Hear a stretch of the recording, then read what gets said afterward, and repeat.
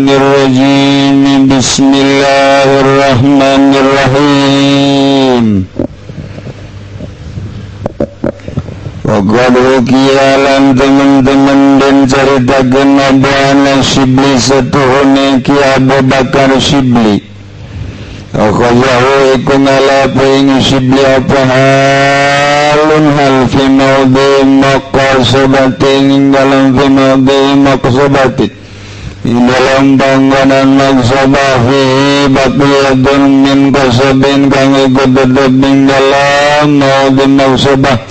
tawi zadagari negang tetep zabing qasab awi cek orang mah dina tempat awi desaung lah agamen kasabin kata saking kasab kang pegat wa kasab bagama magang adeg ya mau ya bagang adeg ya Shibli agama magang adeg ya Shibli alaihi adazeg ya domadu maksabah Badakalan bagamanging ya gasabalai piralihin pirijling dalam sikile ya Shibli Pamata magamati ya Shibli minggalika saking mengkono gamalaya badakalat Qad mata kathirun minasubya bilhal teman-teman mati sabagang ade minasubya tikang tetap saking ahli supi kalawan hal cerita hal dina ilmu tasawuf beda-beda tetapi menjelas cak di dia inda supya tawaridun yaridu alal galbi hiji cahaya anu nyorot ka jero hate min kasbi asrari zatina kabuka rahasia zat wa anwariha sakubaha kamari urang mekuari teh maca Quran teh tinyaho kana rahasia Al-Quran urang salat tinyaho kana rahasia salat urang maca Bukhari ucapan Kangjeng Nabi sa Bukhari sa Muslim tinyaho kana rahasiana baca kitab-kitab ulama urang tinyaho kana rahasiana boro-boro eta urang mah dangder bage teu nyaho kana rahasiana dangder ku urang teh diala digoreng didahar teu nyaho kana hikmah jeung rahasia teh bodoh urang bodoh sangu ku urang didahar dikonsumsi tiap urang ngabutuhkeun di ane keur lapar teu nyaho kana rahasiana nyahona mun dahar seubeuh sakitu bae urang betah bodoh urang teh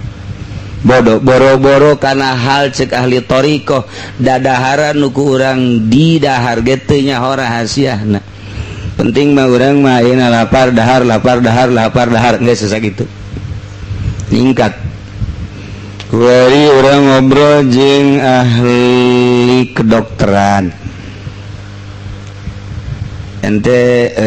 boga pemajikan boga kumaha ya ente rumah tangga biasa-biasa lah biasa-biasa tau kapan jeung Habib ente punya istri hari muda-muda gimana ya biasa-biasa ada apa Bib ini anak bawa obat nih obat apa Bib gowi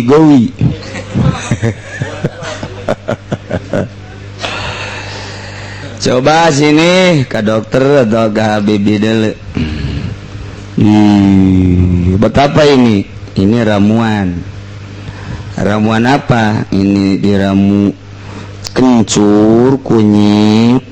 kemudian sama yang pahit-pahit itu apa jadam dicampur sama madu sama anak taroin pupucukan apa itu pucuk udah ntar rasain aja dah coba diinum barang diinum nyana sare bener Habib kapan kesini lagi ya waduh kenapa emang dengan Habib rindu gua sama Habib padahal lain ke Habib nah lain tah jadi ayah rindu tah janata rindu rindu ka Habib ka obat jadinya nate yang merasakan obat nyaho rahasiana obat eta teh obat kuat sedengkeun emang geus rada mengpelehe mun teu make obat eta teh tinjuna elehan bae nah nyana nyaho tah ka obat eta teh lamun ngeuleuh di mana bae hayang obat kos kitu teh geus jaho dadaekna tah mun geus jaho kana rahasiana membuat satu kenikmatan rindu tanyana tah rindu bentar Habib baturun mau obat bae di mana bae coba di kantong Habib Rozak waduh lu aduh tah eta geus jaho rindu sebab aya hikmah nu terkandung di obat eta nu membuat satu kenikmatan anu luar biasa rindunya na aya hiji kadaharan misalnya ieu lamun ngadahar ieu mun ngadahar ieu puyeng arareueuh ieu bener tah je coba ge didahar ku urang bener urang asal we neuleuh obat eta bahkan bisa neangan urang lantaran nyaho hikmahna mun ngadahar obat mun ngadahar buah eta ngeunaheun ka dieu ka otak ieu puyeng leungit nyaho rahasiana urang pasti rindu jelema mabok nyana keur ngahareupan bir bintang waduh di dieu ekstasi waduh minum kunanya lak minum bir lek kadele tuh jelema aya dua ku ari mah ya dua seri sorangan kan sering yang serikeun bawa jelema ya dua ngomong ke hareup ya dua cek sia ulah jadi terus leng perasaan teh damai jana teh naon nu datangkannya perasaan ngusapannya na pamajikannya nu hideung kadeleuna putih padahal mah pendek kadeleuna jangkung padahal mah teu mandi ka beuna seungit atuh edan jinganan tuh eta nyahonya na ekstasi teh seperti eta leng sanajan nyana di jero kamar sanajan manehanana teh kitu cicing bae tapi seakan-akan menjadi surga 1 hari 2 hari 3 hari seminggu lah beak geus tah daya tahan ekstasi teh mun hiji seminggu beak tah isukna neangan duit teh hayang meuli ekstasi kudu memang aya hal asup ka dirina nikmat jasa dijual motor jang meuli ekstasi beak motor dijual mobil jual kabeh pamajikan jeung anak demo tetep bae meuli bae jadi dingi pamajikan jeung anak babaturanana dikumpulkeun nyana dimusyawarahkeun supaya ulah beli obat eta tetep bae malah nyana dakwah sia ka aing ngaulah-ulah koski karasa ku sia tah lamun sia nginum ngeunaheun ge ulah sok aing ulah-ulan bere anakna hiji teh mulai geus cak anakna jaheubah urang ngadar ekstasi berjamaah ya demo kabehan demo tinggal imah hiji-hijina nu dihumi kunyana jeung pamajikan jeung keluarga demi kenikmatan ekstasi jual bae terlantar los kabehan jelema gitulah mabok ekstasi encan de opium leuwih keras deui opium mah tuh masya Allah ditambah deui lamun ku heroin wah eta mah luar biasa teh mah tuh disuntikeun ka dieu teh seri sorangan jeung edan sia nu edan gabehan morfin ku ari mah set sedot di dia getihna geus belah dia di dia setambah disuntikan morfinna disedot nikmat nyana ngadahar getihnya na seakan-akan aya di angkasa silahkan ge coba rasakeun di goblok boleh ditahan iyalah jalma nu mantak mabok kakara kubir bae ge bir teh paling rendah daya hayalna paling rendah geus bebeakan jelema lamun jelema geus nginum bir 1 sloki 2 sloki 3 sloki terus goyang di dinya tah naon gara sinden Atuh duit ditendang di dia bener kan, Beb? Disungut kan, Beb? Bener-bener ya osok bantu.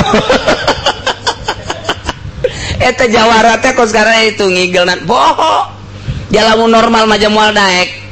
Aju eta teh bujur sinden teh aduh panondari. Tarolol jasa. Aduh digeplok eta ku duit 5 juta. Poho di imah mah pamajikan jeung anak cerik tapi jada hiburan ngaranna. Menang ngejual motor isukan aya deui keliningan aya deui sinden di itu jual deui kabeh geus lantaran kadeda loba dikawin ku nyana sinden bari mabok beak bae geus kabeh eta kakarak bir encan ekstasi encan magadon encan deui yahib encan deui heroin encan deui afium encan deui naon deui tah ngaranna loba jasa teh sekarang itu di Indonesia teh loba jasa encan ganja macem-macem eta teh leng ayeuna teh aya satu kenikmatan sehingga poho di demo ku pamajikan jeung anak atuh sabodo teuing. Nah, Roy Martin bintang film ternama di Indonesia, hampir masuk internasional.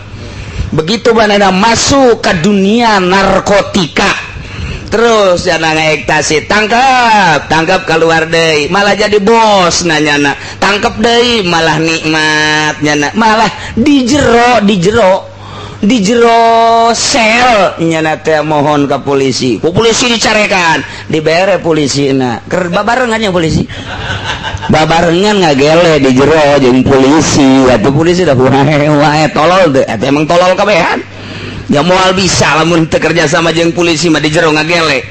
Di jero ngaektasi atuh berarti kan eta pan lawangna jadi jaga ku polisi tapi pan di jero nya bisa jualan.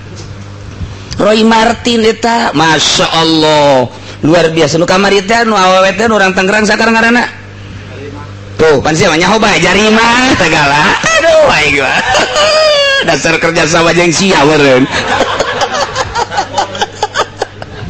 asalna mah ngaranna memang serboh eta dikotakeun jadi Jarima akurnya sebab Jarima teh dosa sebenarnya maknana. Tah eta teh geus kos kitu keluar jadi bos. Nah encan nu kamari nu urang luar negeri datang haju menang grasi teh sakarang ngaranna mau disebutkeun Allah ya Rabbi kitulah di Indonesia tah asal geus asup ka dinya atuh geus carang anu cager carang mun lain dibere hidayah mah ku geus kembali deui ka hidayah teh terserah Allah. Ieu keur carita dunia raradutan oper jadi hayang ngeunah jalan pintas padahal nu ngeunah asli mah nu ngeunah asli kan kieu urang boga pamajikan sedeng lah joreh henteu tapi geulis sedeng ya sedeng ya sedeng jadi artina sedeng teh kieu dideuleu ku nyana teh merenah sedang makan naon rapi jelema seungit bae kanyana sopan bae diajak tarung jam sabaraha oke bae eta kan ngaranna satu kenikmatan eta mah langgeng tah wajar engkena ngeunaheun nikmat tamata kos kitu tah imah tangga artina imah weweg atuh cek urang wetan mah imah pageuh pamajikan carang reuneuh kemudian atuh kitu duit warareutuh bae ngeunaheun eta kos karena itu tah jadi ngeunaheun nikmat rumah tangga teh tah terus sabaraha taun bage aya dina kanikmatan eta kanikmatan sanajan kanikmatan majazi di Indonesia di dunia geus sedeng tah kuari mah pake jalan pintas nya teh hayang serba oper ngeunahna teh hayang leuwih pakailah narkotik seperti eta teh nikmat oper kuari ibadah wajar-wajar bae syariat bersyariat teh wajar eta teh geus kos kitu ge geus bagus jasa teh pemaksaan diri untuk sholat, pemaksaan diri untuk puasa, pemaksaan diri untuk zakat, pemaksaan diri untuk haji dipaksa awak kurang teh jacak nafsu mah embung sholat teh dipaksa jacak nafsu mah embung peuting hudang teh dipaksa henteu boga kanikmatan sholat teh henteu ngan dipaksa kos kitu ge di segi daek jeung pemaksaanna geus meunang nilai ti Gusti Allah geus meunang nilai ti Gusti Allah eta nu bari biasa kuari mah hayang leuwih maka jalan pintas torikoh ngaranna ninggalkeun dunia, ninggalkeun makhluk, ninggalkeun nafsu, ninggalkeun setan, make cara tertentu anu geus dikemas ku ahli thariqah. Mulai diawali ku tobat kadituna, kemudian kitu qanaah syukur, terus datang ka ridho, datang ka sagala teh geus dina ridho Allah bae, kabeh ge nu Allah ieu geus dipasrahkeun ka Gusti Allah. Ku ari mah salat teh salat geus teu dipaksa, hayang sorangan ngeunaheun salat teh, ngeunaheun nikmat salat teh, nikmat hese nyaritakeunna maca Allahu Akbar ngeunaheun, maca kalam ilahi teh ngeunah teh lain ngeunah cara kadaran sabulu-bulu lantaran nu maca kalam ilahi mah ruh, ku ari ruhna geus diurus ngeunaheun. Maca Quran teh nikmat geus teu aya target tamat, geus kos kitu mah nu penting mah nikmat jasa sakumaha ekstasi tadi ngeunaheun jasanya. Nah, bismillahirrahmanirrahim, ngarasakeun heula bismillah kebal nikmat ngeunaheun. Tabarakalladzi biyadihil mulku wa huwa ala kulli syai'in qadir. Ngeunaheun awak karasa ngeunaheun kebal diitiku pemajikan apa lu di major hes je tak haji orang ngubutan paingan lain gak rasakeun nikmat entah ya target datang kagak entah ku ngarimatan pada itu maksudnya maca Quran hayang usul ilallah ku ari geus usul ka Allah atuh geus ngeunaheun carang maca Quran carang naon bae nu kadeuleu jadi kanikmatan, naon bae nu kadenge lantaran asati Allah jadi kanikmatan, naon bae nu kunyana dibaca jadi kanikmatan. Geus jana mah embung ngobrol-ngobrol nu karari tembung nya mah geus mu kajian disebut nu edan kajian teh aing mah sebab boga kanikmatan. Geus baju tilok di seseh nya mah awak lagi geus tilok di pandian dahar kumaha sakapanggihna bae geus bae geus ka Allah bae. Madzub ngaranna, madzub teh perasaan ditarik di ka Allahkeun. Madzub teh kos kitu teh kang den tarik rasane maring Allah. Jadi geus eueuh rasa dunia, geus eueuh rasa dunia. Aya geus Habib sok mamadzuban. Waalaikumsalam. Oh Kiai, ini anak bawa yang madzub nih dari mana ini? Dari Semarang ini, jarang dia keluar. Ini ke sini kok keluar. Ini memang pengen ketemu sama Kiai aja. Madzubnya hilang atuh kali. Bukan begitu Kiai. Ini mah luar biasa ini, mau jarang ini mau ke sini nih. Ini madzub ini nih. Oh iya udah tuh suruh duduk di situ. Iya, balik. Ini harus dikasih uang dengan Asmaul Husna cenah ini. Pan madzub sih begitu. Madzub makan anti dunia. Masa begitu tahu dia suka minta ongkos katanya. Jiblon kali. Ieu madzub blon ya kajajadan ya. Habib tinggal Habib penipuan ya. Tak eta kos cara itu teh dijadikan ke usaha. Kabatur sia ngamadzub-madzub ka aing ngadu madzub sia jeung aing. Naon sebabna atuh aing teu sia henteu. Atuh geuleuh tujuanna. Ulah sok ngaku-ngaku madzub sia di aing mah dahar sia tah saker seseubeuna. Ngarokok sia seseubeuna ngarokok bae ko yang madzub ngerokok ya.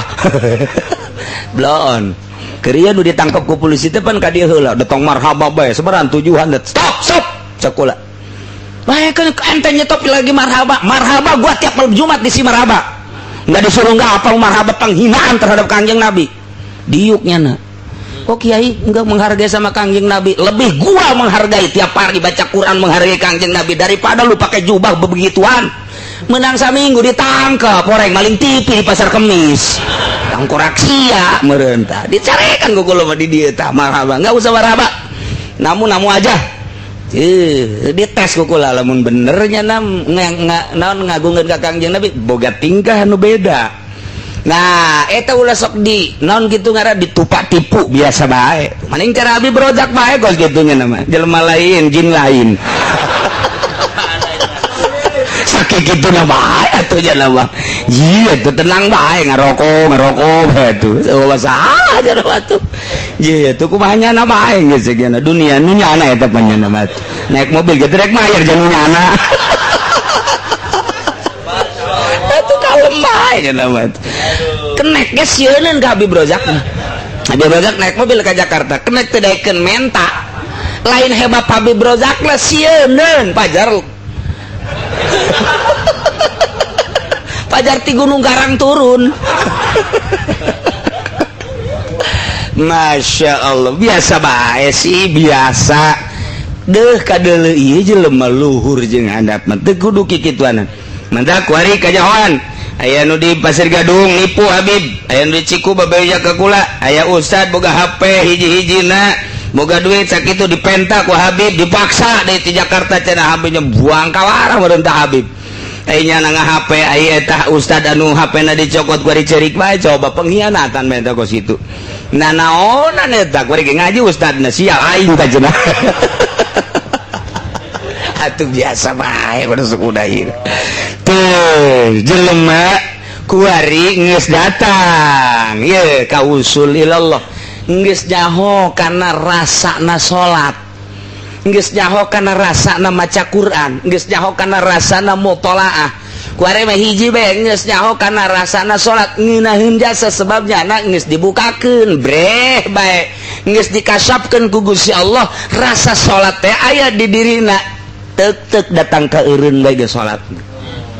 ngeunaheun jasa Allahu Akbar asa ngobrol jeung Allah sedengkeun boro-boro ngobrol jeung Allah jeung sarwi tiga nikmat jasa nu dihandap acung-acungan bener tah badak kami badilok angge salat tahajud na asal ngacung handap milu ngacung aduh ya Allah ya Rabbi sebab berat geus dibere kanikmatan ku Allah leuwih ti batur salat teh lain cara salat batur aya hiji kanikmatan nu batur moal nyaho sakumaha obat kuat nu kunyana akur jeung nyana begitu dibere obat kuat batur mah teu akur tapi kanyana mah akur nanyakeun deui aya deui kopi celeng nah eta ge sarua beuli ta kopi celeng kula ge nyaho ngaran teh nyarupa eta tah eta teh cenah asal geus ngadahar eta bae eta henteu eureun 24 jam kieu bae atuh pegel tah mah bareres jasa ieu nagara jadi kos karar ieu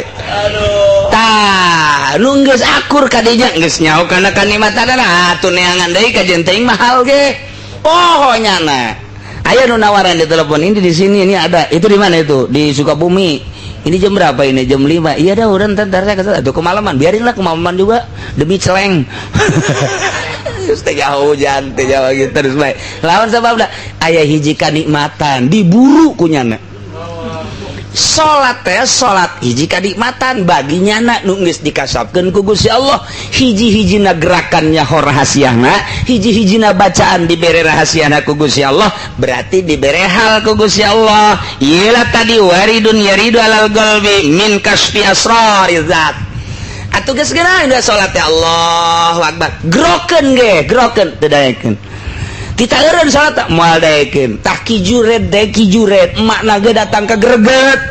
makna ieu kijuret teh daek digerokeun ge kitu Allahu akbar geus dikumaha ge Allahu akbar geus geunaheun jasa digerokeun ieu emak ye nyana andahan ka Gusti emak Gusti abdi maning ka Gusti apa maning ka emak ka Gusti nikmat jasa ngan ieu emak wajiban kudu lah abdi maning salat Allahu akbar emakna nyana teh pan jago jasa pikirna digerokeun ku ibuna nyahoon mun teu nembalan doraka mun henteu ngaijabah doraka tapi kulantaran ngeunah jasa jeung Gusti Allah maning jeung Gusti bae kajeun doraka ge sarua jeung kitu Pak tetep Allah teh tibalah sumpah mana ulah ka dipaehan tah anak aing ngaran jured lamun can kena fitnah tuh doa ibu Pan luar biasa Pan ulah sembarangan mantak naik mobil teh kudu make doa ibu engkena bahagia kadituna merdeka engke kadituna ngeunaheun aju ka kulona naik abah di budi kaditu dedi aduh teu beres jasa tah ieu geus dibere hal nikmat salat nu mancak aya jelema maca Quran teu eureun-eureun padahal mah maca Quran lalaunan henteu aya target tamat bismillahirrahmanirrahim kadang-kadang balik deui nyaho bisa eta doang bismillahirrahmanirrahim tapi nikmat lain deui kanyahoan jelema geus boga kanikmatan ibadah beda urang ka Mekah hiji jelema diuk bae atau salat kanyahoan atau urang ka makam di mana ye di Ampel atau Ampel mah hese lah teu kanyahoan jakos kitu teh sibuk eta teh di Cirebon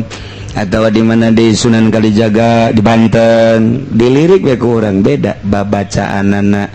gitu tingkahna terus bangun teu mireungeun teh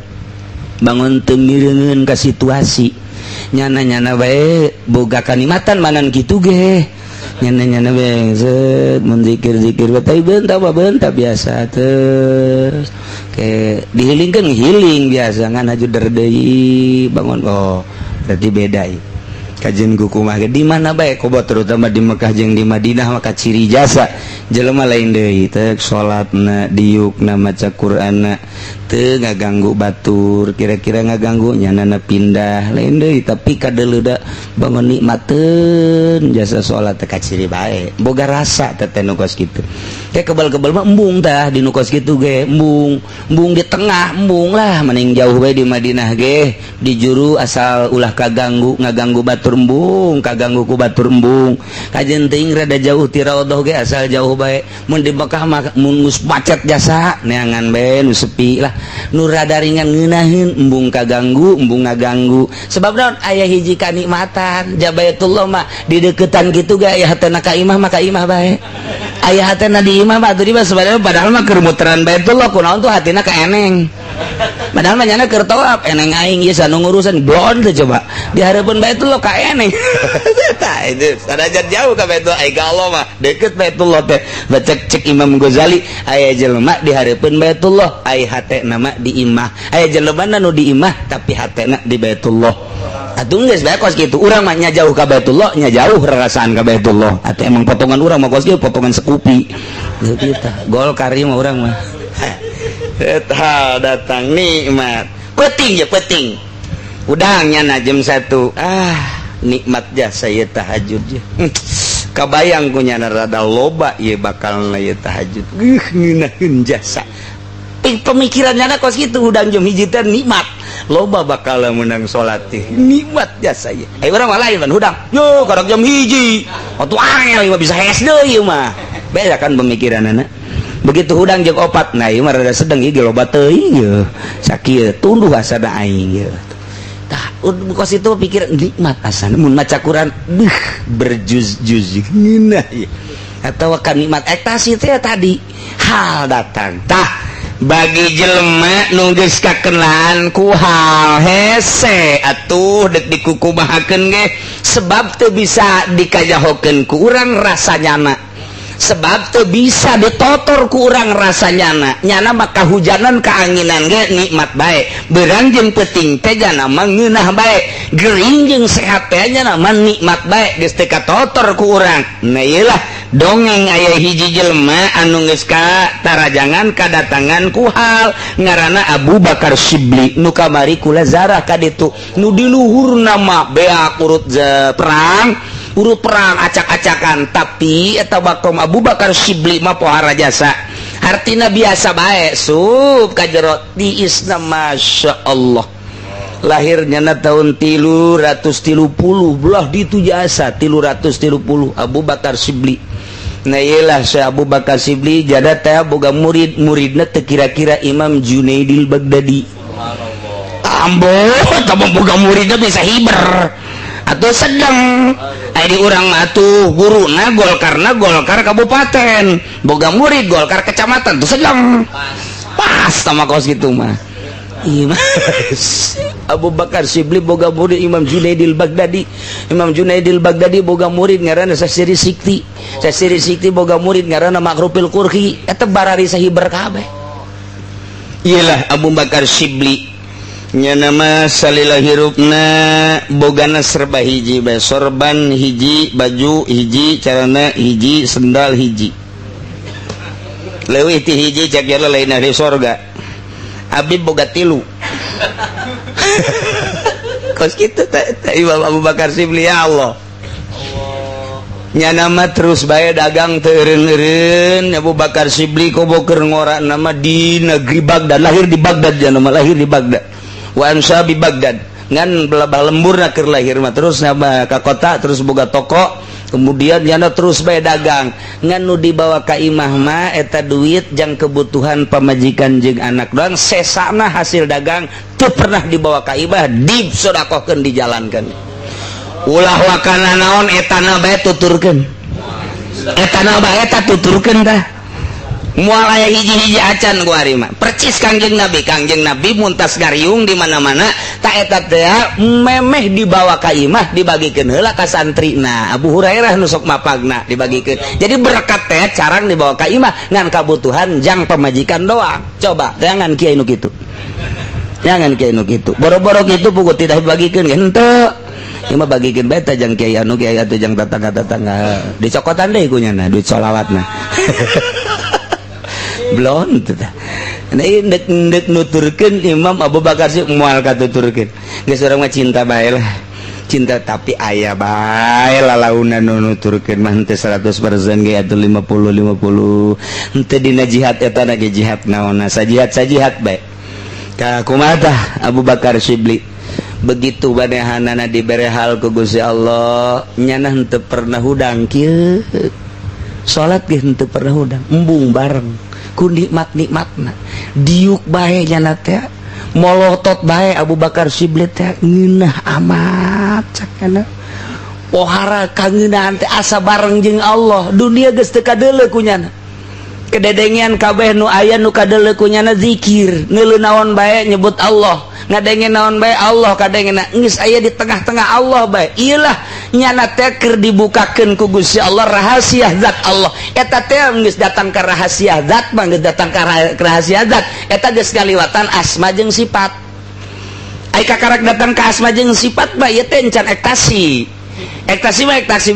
leuletikan lah aya nu ekstasi ge tina asma Allah aya tina sifat Allah ngan eta teh encan datang ka zat mah teu diangkat jadi kutub mun geus ekstasina dina zat Allah kutub garang jadi eueuh nu diangkat jadi kutub lamun encan asrori zat lamun geus datang ka kasfi asrori zat kakarak jadi kutub ai sifat makan urang ge bisa diraba-raba kebal ke dizikiran diraba aya setik net bae asa didengikeun teu sifat manjing tah ka urang asa dideleukeun aya tah ka urang ge aya neran setik asal diondang bae ku kegol karewa deui sifat apal Allah aya kadang-kadang apal Allah wallahu khalaqakum bima ta'malu wa ma ta'malun Allah teh ngadamel aranjeun kabeh jeung pagawean anjeun kabeh urangna didamel ku Allah pagawean urangna ge didamel ku Allah ditapakuran ku urang di muraqabahan ji atuh diuk urang teh pagawean Allah ji atuh nangtung urang pagawean Allah ji atuh babacaan urang pagawean Allah nu kaluar ti pagawean Allah atuh berarti aing teh bareng jeung Allah ieu mah keur carita sungut kuari diasupkeun ka jero hate melalui tapakur jeung muraqabah bakal nempel jadi urang ku carana tapi urang kunaon sembarang ieu mah keur carita bae ka dieu mah kitu deui edan sia ulah ieu keur dongeng doang ieu mah keur dongeng apal Allah engkeuna bakal karasa teu meunang urang kikituan sorangan kuari teu meunang eueuh nu nuduhkeun ieu mah keur carita surah urang kikituan sorangan encan datang urang make la ilaha illallah lama budak bihakin kuari kos kitu atau edan mungkin lagi bae ditanya ke pemajikan kaje eta diuk bae jeung Allah keur diuk jeung Allah pokoknya eta dihareup kopi eta lain kopi Allah ieu pan di cenah salaki bareng ngaji di Cilongok jadi kieu asana meureun ngajina lain kaki uci ka Habib Rojak meureun ieu mah ya jadi ka bawa edan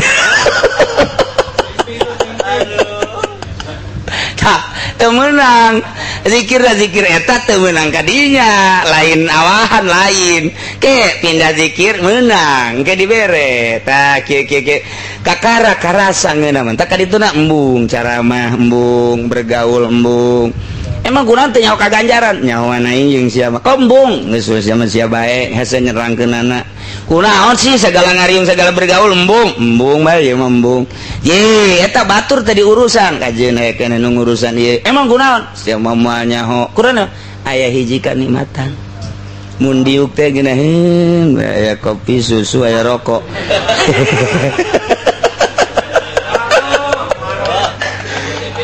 aduh ngomong ke mana hate ke mana tak mal ka udah gatuh sebab eta mah hese dijabarkeunana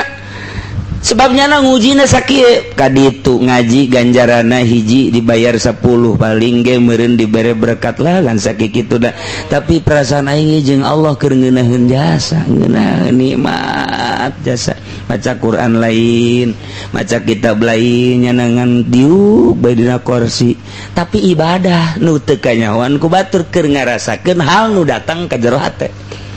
nikmat padahal mahal eta teh mungkin dina asma mungkin dina sifat mungkin dina apal encan datang kana zat mah jeung cara nu datang ilmu diangkat jadi kutub mah tapi dibere dina apal asma atau sifat ge geus ngeunaheunana luar biasa nikmat hese nyaritakeun eta kanikmatan eta nah engke sanajan digeleng ku kareta ge moal nyeri pae mah pae sih ada bahasa pajar moal pae deui ngeunaheun aya gempa tibalik atuh ngeunaheun bae nah ieu udah didongengkeun Abu Bakar Syibli ngan waktuna habis wallahu a'lam bishawab.